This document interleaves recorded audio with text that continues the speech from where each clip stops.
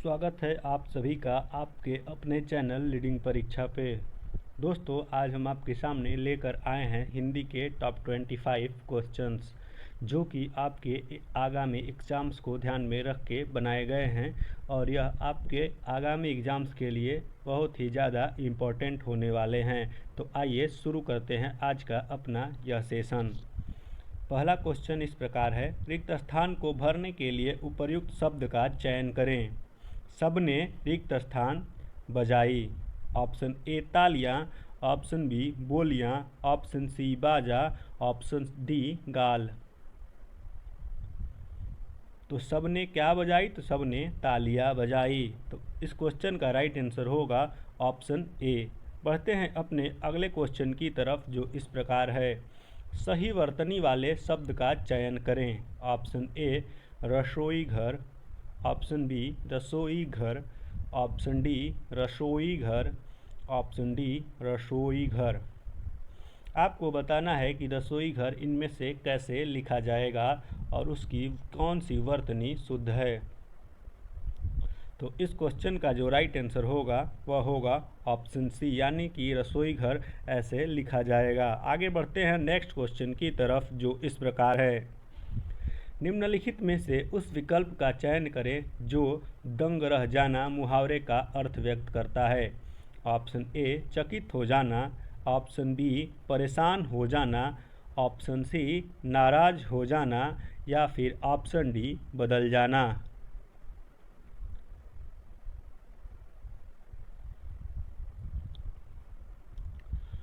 दंग रह जाना का किस मुहावरे का अर्थ होगा?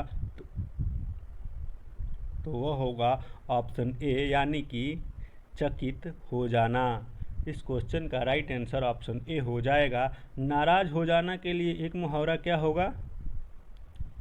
मुंह फेर लेना। आगे बढ़ते हैं नेक्स्ट क्वेश्चन की तरफ जो इस प्रकार है, रिक्त स्थान को भरने के लिए उपर्युक्त शब्द का चयन करें। जो करे वह डैश जागे, भरे, मरे या फिर सोए। जो करे वह भरे।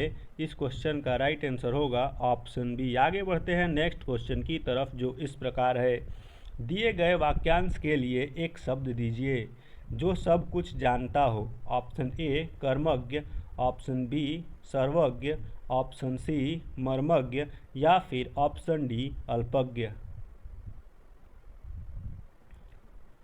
तो इस क्वेश्चन का जो राइट आंसर होगा वह होगा ऑप्शन बी, यानी कि सर्वज्ञ। जो सब कुछ जानता हो उसके लिए होता है शब्द सर्वज्ञ। आगे बढ़ते हैं नेक्स्ट क्वेश्चन की तरफ जो इस प्रकार है, दिए गए वाक्यांश के लिए एक शब्द दीजिए जो कम बोलता हो। ऑप्शन ए मितव्ययी, ऑप्शन बी मितभाषी, ऑप्शन सी मूक या फिर ऑप्शन डी वाचाल।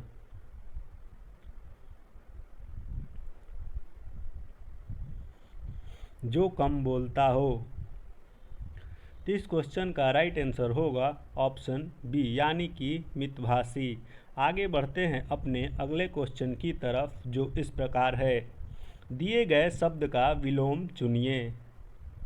दूषित, आपको दूषित का विलोम बताना है कि इनमें से क्या होगा। ऑप्शन ए भ्रष्ट, ऑप्शन बी प्रदूषित, ऑप्शन सी स्वच्छ या फिर ऑप्शन डी विकृत।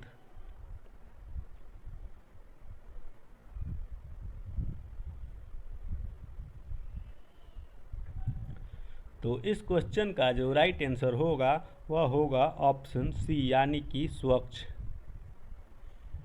आगे बढ़ते हैं नेक्स्ट क्वेश्चन की तरफ जो इस प्रकार है, रिक्त स्थान को भरने के लिए उपर्युक्त शब्द का चयन करें।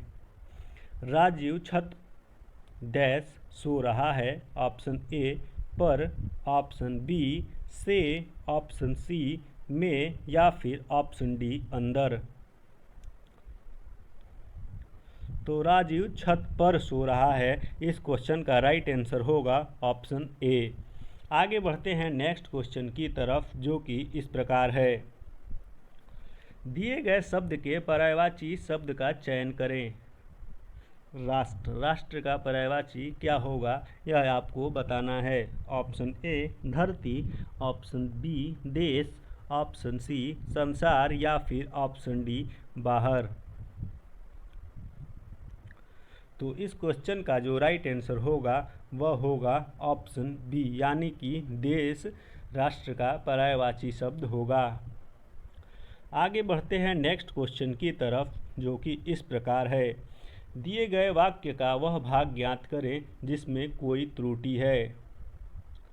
ऑप्शन ए है सोचना पड़ना रहा है।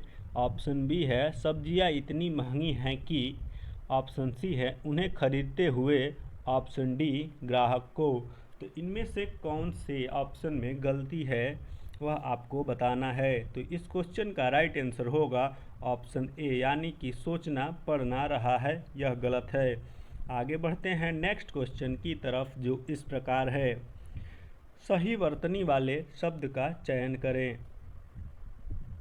आपको बताना है कि वनवास किस तरह से लिखा जाएगा सही रूप में, वह कौन से ऑप्शन में दिया गया है। तो इस क्वेश्चन का जो राइट आंसर होगा वह होगा ऑप्शन सी, यानी कि वनवास में वह 2 बार होता है, ब नहीं होता है। आगे बढ़ते हैं नेक्स्ट क्वेश्चन की तरफ, जो इस प्रकार है। रिक्त स्थान को भरने के लिए उपर्युक्त शब्द का चयन करें। बोलने के पहले डैश करो। ऑप्शन ए सोया करो। ऑप्शन बी खाया करो। ऑप्शन सी सोचा करो या फिर ऑप्शन डी पिया करो। तो इस क्वेश्चन का जो राइट आंसर होगा वह होगा ऑप्शन सी, यानी कि बोलने से पहले सोचा करो। आगे बढ़ते हैं अपने अगले क्वेश्चन की तरफ, जो इस प्रकार है। दिए गए वाक्य का वह भाग ज्ञात करें जिसमें कोई त्रुटि है। वन प्रकृति की देन है, वे देश से सुंदरता में वृद्धि करते हैं। ऑप्शन से वे देश से। ऑप्शन बी वृद्धि करते हैं। ऑप्शन सी वन प्रकृति की देन है। ऑप्शन डी सुंदरता में। तो इस क्वेश्चन का राइट आंसर होगा कि वे देश की सुंदरता में, देश से नहीं, वन प्रकृति की देन है, वे देश की सुंदरता में वृद्धि करते हैं। यहाँ पे से गलत हो जाता है। आगे बढ़ते हैं अपने नेक्स्ट क्वेश्चन की तरफ, जो इस प्रकार है। रेखांकित खंड को प्रतिस्थापित करने के लिए उपयुक्त विकल्प का चयन कीजिए। तुम्हारे गुरु उसकी प्रार्थना स्वीकार कर सकते हैं परंतु हमारा नहीं। तो यहाँ पे उसकी प्रार्थना की जगह इनमें से कौन सा ऑप्शन सही होगा वह आपको बताना है। यानी कि देखते हैं, तुम्हारे गुरुजी तुमसे प्रार्थना स्वीकार कर सकते हैं परंतु हमारा नहीं। तुम्हारे गुरुजी तुम प्रार्थना स्वीकार कर सकते हैं, तुम्हारे गुरु तुम प्रार्थना नहीं, तुम्हारे गुरु तुम्हारी प्रार्थना स्वीकार कर सकते हैं परंतु हमारी नहीं। तो इसमें जो बैठ रहा है सबसे बढ़िया और सार्थक अर्थ दे रहा है वह है ऑप्शन डी, इसलिए यह क्वेश्चन का राइट आंसर ऑप्शन डी हो जाएगा। आगे बढ़ते हैं नेक्स्ट क्वेश्चन की तरफ, जो इस प्रकार है। दिए गए वाक्य में रेखांकित खंड को प्रतिस्थापित करने के लिए उपर्युक्त विकल्प का चयन करें। मुझे जिस वस्तु की आवश्यकता है वह वस्तु तुम मुझे दे दिया। इसमें भी आपको इसका विकल्प ढूंढना है कि कौन सा सही होगा। मुझे जिस वस्तु की आवश्यकता है, ऑप्शन ए को देखते हैं, वह वस्तु तुम मुझे दे देना। आइए ऑप्शन बी को देखते हैं। मुझे जिस वस्तु की आवश्यकता है वह वस्तु तुम मेरे को दे देना। ये मेरे को वाले शब्द कहीं भी हिंदी में सही नहीं माने जाते हैं। मुझे जिस वस्तु की आवश्यकता है उस वस्तु तुम मुझे दे देना। यहाँ पे तुम वस्तु नहीं, तुम उस वस्तु को तुम मुझे दे देना, अगर ऐसा होता तो ये सही हो सकता था। मुझे जिस वस्तु की आवश्यकता है यही वस्तु तुम मुझे दे देना। देखते हैं ए और डी में कौन सा सही है। मुझे जिस वस्तु की आवश्यकता है वह वस्तु तुम मुझे दे देना। तो यहाँ पे हमारा ऑप्शन ए सही लग रहा है और यही सही होगा। आगे बढ़ते हैं नेक्स्ट क्वेश्चन की तरफ, जो इस प्रकार है। दिए गए शब्द के पर्यायवाची शब्द का चयन कीजिए। मरुस्थल, ऑप्शन ए रेत, ऑप्शन बी रेगिस्तान, ऑप्शन सी ऊंट या फिर ऑप्शन डी धूल। तो ऊंट तो होगा नहीं, धूल होगा नहीं, रेत होगा नहीं, मरुस्थल का मतलब होता है रेगिस्तान, इसलिए इस क्वेश्चन का राइट आंसर ऑप्शन बी हो जाएगा। नेक्स्ट क्वेश्चन की तरफ बढ़ते हैं जो इस प्रकार है हमारा। प्रश्न 17 से 21 तक गद्यांश के लिए रिक्त स्थानों की पूर्ति कर सकते हैं आप, इससे क्वेश्चन दिया गया है। आइए देखते हैं इस कड़ी में हमारा 17वां क्वेश्चन क्या है। संगीत के बारे में प्रायः जनसाधारण की यह डैश है कि यह मन बहलाने अथवा का साधन है। तो आइए पहले इसमें पहला देख लेते हैं। संगीत के बारे में प्रायः जनसाधारण की यह, ऑप्शन ए मान्यता है, ऑप्शन बी गायन है, ऑप्शन सी साधन है या फिर ऑप्शन डी धरती है। तो क्या यहाँ पे सबसे आपको उचित लग रहा है? तो यहाँ पे जो उचित लगेगा वह होगा संगीत के बारे में प्रायः जनसाधारण की यह मान्यता है, यानी कि ऑप्शन ए हमारा 17 का सही हो जाएगा। आइए देखते हैं अपना इस कड़ी में अगला क्वेश्चन। संगीत के बारे में प्रायः जनसाधारण की यह तो हमने भर लिया कि मान्यता है।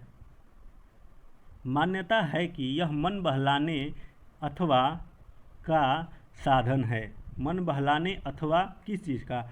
तो ऑप्शन ए मनोरंजन का, धरती का, भरपूर का साधन या विश्व का साधन है।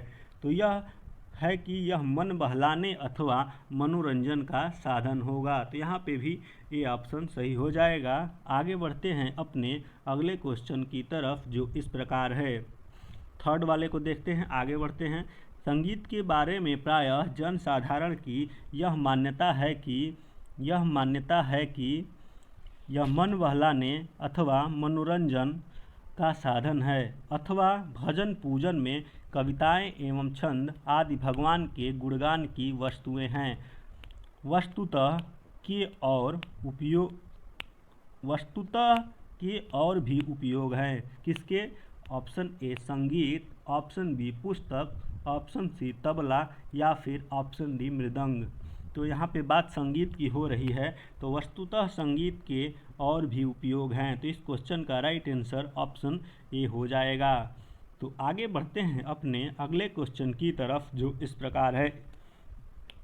अब इसमें देखना है चौथे नंबर पे क्या होगा। तो हमने जो पढ़ा था, यहाँ पे मान्यता हो गया, यहाँ पे मनोरंजन हो गया, यहाँ पे फिर संगीत हो गया।